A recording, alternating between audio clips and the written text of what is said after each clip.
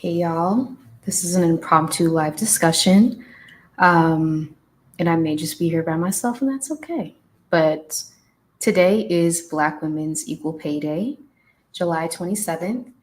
And I didn't even know it actually until I went on Instagram today and I saw that today was the day. And coming from a toxic job that underpaid me, that didn't pay me for work that I did, where I wasn't properly compensated, I felt a need to talk today because unfortunately, this is the experience for a lot of us. Unfortunately, when we enter into work environments with the best of intentions, our caring about what we do, our commitment to the work is taken for granted. And oftentimes, we are underpaid in comparison to everyone else who works with us. We are not promoted, we are not properly compensated for taking on extra work, which is what the case for me. And it's an issue. It's an issue. So I do have some articles I was just looking at to really visualize the gap that exists. So the wage gap costs Black women $1,891 per month, $22,692 per year, and $907,680 over a 40-year career. Hey, Mara. Welcome. Welcome. So glad to see you. Yes. So, as you can see, the racial gender pay gap is real. And it's irritating, it's frustrating, and I'm tired of it. I'm tired of us always being underpaid, us giving so much of ourselves to these jobs just to be underpaid. And it's on purpose too. This is not an issue of unconscious bias. This is intentional underpayment. This is intentional treatment because the stats are right here. You know, if it was just an oversight, as it's often told to us, why can't the issue be corrected? Because the data is right here. We see it all the time. So that tells me these actions are intentional, very intentional. Just reading here, Black women typically only make 67 cents for every dollar paid to white men. And I would love to see statistics on the differences between what Black women are paid versus white women, other women, because I often don't see that, and we know that that is a gap as well. So yeah, today is Black Women's Equal Pay Day. Today, and we are advocating for Black women to finally be paid equitably, not even equally. We're past equally at this point. We need to be paid equitably, which means more compensation for the things that we deal with in the workplace on a regular. And we still manage to excel in our roles. And it's unfortunate. It's horrible. And I think the time has come for a lot of us to really share our stories, see the commonalities that exist in our stories, and take a stand against this because enough is enough. We're tired of being underpaid for the work that we do. When we contribute so much to these workplaces, and to consistently be undervalued, underappreciated, underpaid, it's enough. Which brings me to the webinar I'm hosting, Start Your Online Business from Scratch, next Tuesday, this upcoming Tuesday, August 1st, at 8 Eastern, 5 Pacific.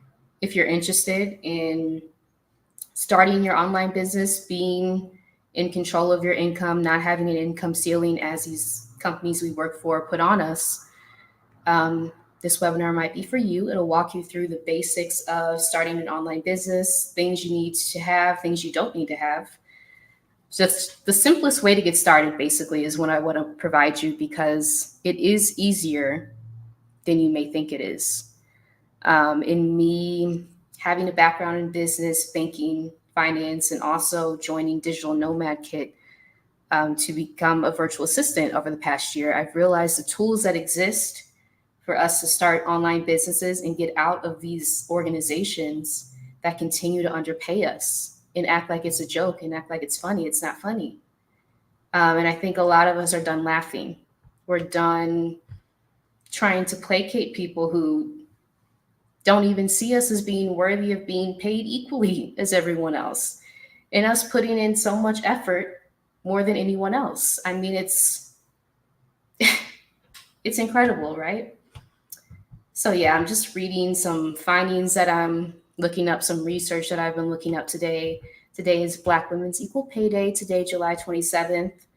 Um, yeah, I'm just reading here based on census data. The wage gap for Black women, again, 67 cents. Black women are paid 67 cents to what white men are paid, and 64 cents for what all workers are paid. So this is a systemic issue. And we know that this has existed since, the founding of the US, if we're just talking the US context. But that doesn't mean we have to continue to accept it. This isn't right. This isn't fair. In the amount of effort that we put into our jobs, the treatment that we receive. No, I'm over it. I'm actually extremely frustrated that this continues to be a thing. We continue to talk about the pay gap as if it's not a solvable issue, as if it's something we just all have to accept. We don't have to accept it. And I do want to share a little bit about my story in advocating for myself in the workplace. And it wasn't met well. We always hear the advice that we have to advocate for ourselves, right, in the workplace. But what happens when we do? Sometimes, the daggers come out against us. So I was asked to take on an additional role from my job in 7 months. I worked that additional role and was not properly compensated. And then when the time came around that they finally found the budget to pay me, they lowballed me, and they only wanted to raise my salary an additional $2,000 for an additional full-time role, basically, that I took on. So if that has happened to you, know that you're not alone. The advice I do have to share for anyone experiencing this currently is to get things in writing. So if they ask you to take on another role, if they ask you to do something that's different from your job description, ask them to put it in writing and send you it in an email to build a paper trail. Because a lot of times these organizations function on us not believing that we know what we're doing, not believing that we would raise an issue or say anything back to them if they treated us in a certain way. So keep that paper trail and ask them for an updated job description. Ask them for an updated salary range if you're going to be taking on a significant amount of work. Your old salary range isn't going to cut it. Your old job description, it's not in effect anymore because you're doing a new role. And you have the power to ask for that and demand that before you continue on in the role. And they're actually betting on you often not asking for that, not knowing that you have agency in that situation to ask for that. And if they refuse, you can refuse the role because you're still working the original job description that you set out to do. So you have agency in that situation.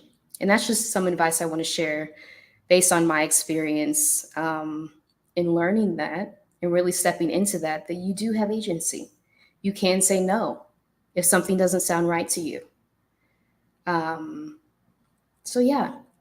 And I always want to put, when we talk about pay gaps, put the blame on who's causing the pay gap. So it's not on us to continue to advocate for ourselves because we know we've been doing that forever. We know that we always advocate for ourselves and each other as Black women. The blame needs to be on the people who continue to perpetuate this pay gap. We have the data, we have the facts. We know that this is a real issue. And the fact that nothing's being done, and that every year this day rolls around, Black Women's Equal Pay Day, and we still see the same statistics in front of us. We're still making 67 cents on the dollar to white men. That's not acceptable. Nothing is changing. So we see, organizations, corporations put out these advertisements saying, let's do this strategy to address the gap, and yet nothing changes. So that tells me that people are still behind the scenes, continuing to underpay us, continuing to lowball us when it comes to promotion time, and feeling no type of way about it because they don't think that we're going to push back. And hopefully what I can share on this channel is information to be able to push back, because you do have agency to say, no, that's not okay with me. And they're betting on us again, not doing that. But we can. And the onus should not be on us to have to do this. I was going to make that clear. But unfortunately, we have to resist, and at the same time always point the blame to who's causing this. This is not our fault. This is not our fault, ever. Hey, Kay, welcome. This is just an impromptu chat on Black Women's Equal Pay Day, today, July 27th. Just talking about some workplace experiences of being underpaid, of being lowballed when it comes to salary offers, all of those things. And I did want to mention, I think her name is Teen Zekas. I'll put her information in the description once I'm off the live. But she does this work. She helps Black women advocate for themselves and know what to say to get your salary up to the level that you deserve it to be at. And again, this work should not be ours to do because we didn't cause it. But unfortunately, that's how we have to operate in these systems of oppression often, is arming ourselves with information to be able to resist whatever's being thrown at us. And that takes a lot of energy. And I do want to acknowledge that too. This work takes a lot of energy to have to push back on salary offers that are too low, that are too low in comparison to what your peers are being paid. It takes energy. And that's another tool of oppression, to zap your energy. So do always want to acknowledge that too. Yeah, so just reading some more stats here that I'm looking up. Black women experience a wage gap compared to white men at every professional or graduate degree. So we know that education is not the great equalizer, as so many of us have heard growing up, that if we just get that degree, and not just that degree, we got to get another one now, and then we have to get another one after that. It's like a continuous chase that we're led on, accumulating student debt for a lot of us along the way to reach this place that we never can reach in the first place because the goalpost keeps moving. So it doesn't matter how many degrees we have. It doesn't matter what tax bracket we're in. We're still being underpaid. And no, we shouldn't just have to settle for, well, at least you're here. No, that's not going to work.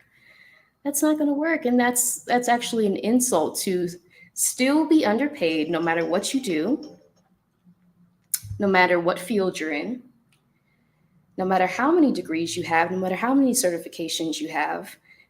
These organizations, companies, and people still feel it's okay to underpay us. They don't feel shame about that at all. And that's really disturbing to me. It's really disturbing. So Black women working full-time year-round typically have to earn a master's degree to make more than white men with just an associate's degree. So we know that Black women, again, are the most educated group of people in the US. That does not always translate to salary. A lot of times we have to have these advanced degrees to even get into entry level positions. Um, and looking around and seeing that no one around you even has a degree. In the meantime, you've accumulated student debt, and that's just, it's infuriating. It truly is infuriating. And these statistics I'm getting are from National Women's Law Center, and I will link these in the description too, just to be, so y'all have this information too. Yeah. In reading here, Black women face a wage gap in each of the 10 occupations where they are most likely to work, many of which are low paid. Black women face occupational segregation and are overrepresented in low paid jobs. We know this to be true. In every common occupation, whether low paid or not, Black women face racist and sexist wage gaps compared to their white male counterparts. Absolutely. And again, I would love to see the gaps between Black women and other women. That's something we don't often see in data presented in this way, but we see it in real life. We see it in real life all the time. Yeah, yeah. It is disturbing. It is very disturbing. And actually, let me see if I can pull my screen up so y'all can see what I'm looking at too.